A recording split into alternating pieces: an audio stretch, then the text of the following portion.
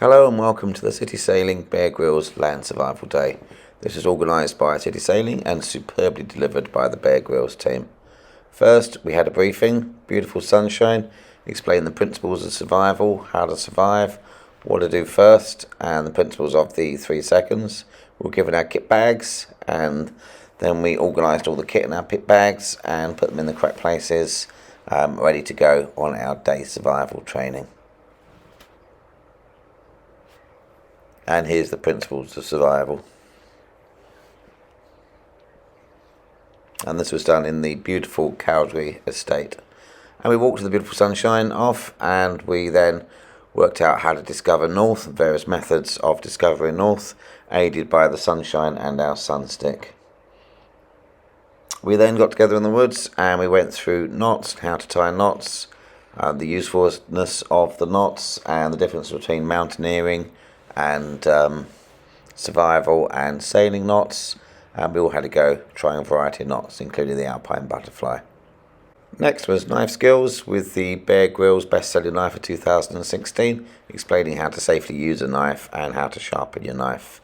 We then moved on from there into fire building skills, how to build a fire, the principles of a fire, which seemed to be 99% preparation and then 1% going for it.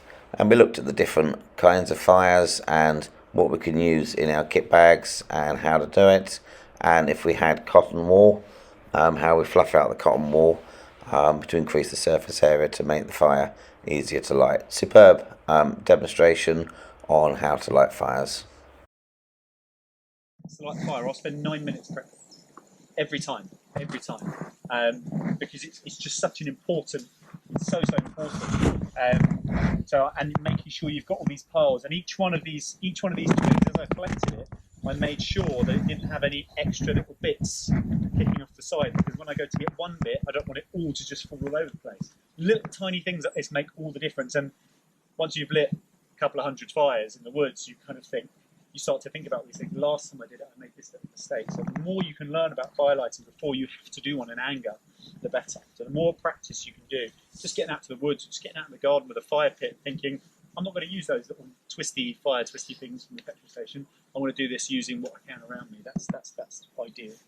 So you have your individual little piles here, so that you know that when you're picking it up, you know what size you're going for.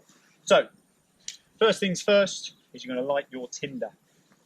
Make sure that's working. Okay. Then you're going to grab your first stage of fuel. Okay, grab a few of these. I'm just going to lay it wherever the flame is strongest is essentially where you're going to be feeding. Okay. So I've waited for those to start to catch, and then I've placed them on. Okay. So start to catch. And they go on. So those ones are starting to catch. You see how quickly all this tinder has started to die already. So I'm just going to hold it above until it starts to catch and lay it on. There's no point in me putting fuel in any areas that aren't actually on fire. This is one thing. People want it to be people want it to be the right shape. They want it to be this perfect triangle. I wanted this fire in the middle. It hasn't gone that way, and that's absolutely fine. You just need to feed wherever the flame is strongest. You just keep feeding it, and this is another thing that people do often is they start blowing on their fire. It's not good. It's the equivalent of, the fire eats the oxygen. It needs the oxygen to survive, but it's the equivalent of just drowning it in if you're eating something, it's equivalent of just someone just pouring that food all over you. You don't want it. You just want it just enough. It's got all it needs at the moment. So keep feeding it until this hand is empty. So as it gets bigger, you can start to put bigger and bigger piles of this. And as you can see, I've got through this so quickly. My fire still isn't established. That's not an established fire. So as you can see, I wanted it over here, but this is where the flame is strongest, so you just adapt it. There's no point in me putting any fuel around here. Once that hand is empty, you then move on to your next size. So you're starting to get there now. You can hold it above just to make sure it's nice and dry before you place it on. When you're placing fuel on, I'm burning my fingers here, but it's not the end of the world. But the best way to do it is you hold it at the bottom of the fuel, at the side, and then lean it in. At the bottom, lean it in. Okay? At the bottom, lean it in. This is where you can start to, change the shape of your fire on this next stage. So this is where you can start to build it as a pyramid. It's that pyramid shape that we look for. And as you can see, none of this is really long fuel. This is another mistake people tend to make, is they get lots of nice long sticks. Unless you're going to put it straight on your fire, it doesn't really make sense, okay? Because you want it to be, you don't want to waste any fuel. All this fuel around here is all wasted. Start to push it in, but it only needs to be really, really short to start with. And if I'm building a fire that's going to be huge, this big, or if I'm going to build a fire that's going to stay this size, I'll always start it the same way. Always start exactly the same way. Just feed, feed, feed. And once again, you feed that until that hand's empty. Then you move on to your next stage, and then on to your next stage. And all this stuff that was underneath all adds to the fuel of your fire. Okay, so that will become part of the fire itself. And that's how we light our fires. Okay. Like I say, well, any questions on that first of all? Next, we were shown how to forage and how to look for food in the forest. Whole variety of food and roots and berries, what was in season and what to touch and what not to touch. Superb part of the day, really enlightening. Here's hawthorn berries, which are in season, tasted lovely. Also the leaves are good for blood pressure. Also tasted okay as well, but this part was great.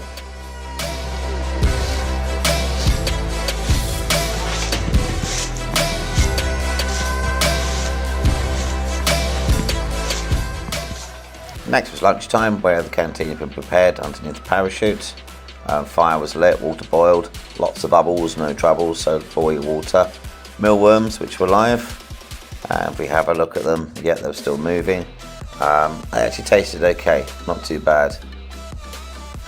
Then after some of us tasted crickets, this is all food of the future. And then we looked at mackerel. We just gutted the mackerel, put it in the tin foil, popped it on the fire. Next was the rabbit. These were locally sourced and ethically sourced, and we were shown how to prepare a rabbit from the beginning to the end. And we quickly prep the rabbit, skin the rabbit, and this was done by the team in turn, who superbly, with their work skills and surgeon skills, skinned and gutted and prepared the rabbit. They were then put on the fire, either on skewers or straight on the grill to be cooked on the fire.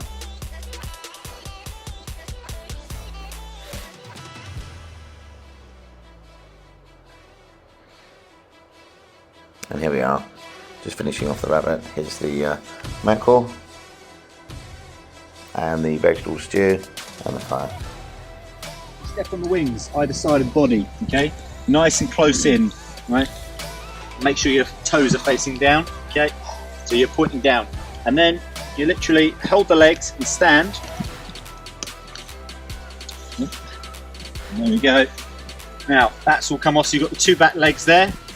And what's that exposed? All that breast is just exposed. So it's ripped all this. As you can see, this is a lovely fat bird. So it's got loads of this fat as well. You might want to pluck this and take some of the fat out of it. As you can see, there's lots of grain in there. Also, can be eaten. But yeah, so it basically just exposed all that breast. Now what you do is you either chuck that on the fire as is and take off the breastbone, or you split down with a knife, you split down the breastbone there, and you peel away all that flesh, and then that comes onto a skewer. Look at all that fat there, and this is delicious as well. The fat off of pheasant is really, really delicious around this time. So yeah, then you can just skewer that on the fire. So much as you have done with the rabbit.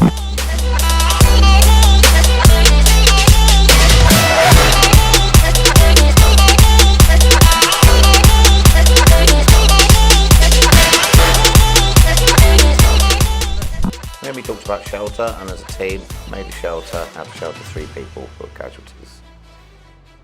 After that, we did a walk through the beautiful Cowdrey estate, just looking at the group moving away here, and then we did a stretcher exercise where I had to split into 2 teams, build 2 stretchers in adverse conditions, carry those stretchers to the final position.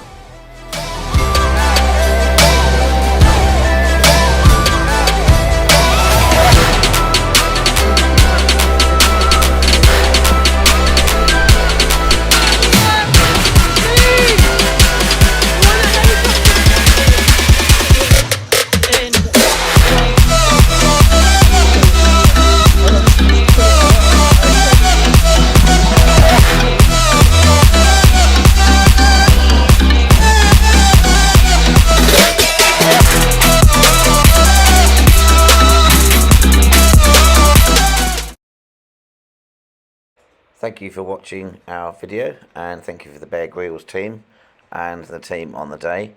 We've just shown you a tiny part of what happened during the day. It was packed with tips, tricks, survival, great day out, loads of information. Thank you to everyone that was involved.